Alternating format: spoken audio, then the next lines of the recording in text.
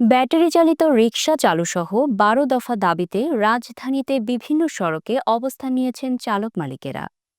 রোববার সকাল 10:30 থেকে শুরু হয় এই আন্দোলন। তারা অবস্থান নিয়ে বিক্ষোভ করছেন সড়কে।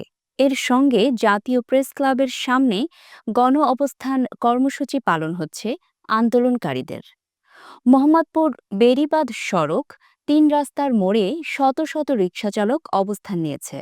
এতে সব ধরনের যান চলাচল বন্ধ রয়েছে। ফলে অফিস ও জরুরি কাজে যারা বের হয়েছেন তারা পড়েছেন বিপাকে।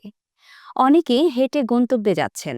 যাত্রাবাড়ি মোড় ও কামরাঙ্গীচর চরেও অবরোধ করেছেন অটোরিকশা চালকেরা।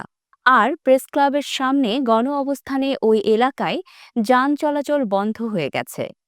সম্প্রতি হাইকোর্টে এক আদেশে সারা দেশে ব্যাটারি চালিত রিকশা বন্ধের নির্দেশ দেয়। ২ রিটের পরিপ্রেক্ষিতে দেওয়া ওই আদেশের বিরুদ্ধে বিক্ষোভ হচ্ছে। রাজধানীতে ব্যাটারি চালিত রিকশা বন্ধের সিদ্ধান্তের প্রতিবাদে সড়ক ও রেলপথ আটকে কয়দিন ধরেই বিক্ষোভ করছেন চালকেরা। গত শুক্রবারও জুরাইনে আইন শৃঙ্খলা রক্ষাকারী বাহিনীর সঙ্গে হয়েছে তাদের পাল্টাপাল্টি ধাওয়া। পরে পরিস্থিতি নিয়ন্ত্রণে ছোড়া হয় টিয়ার সেল। রেল লাইন অবরোধে পদ্মা সেতু হয়ে রেল যোগাযোগ বন্ধ থাকে ৪ ঘণ্টা।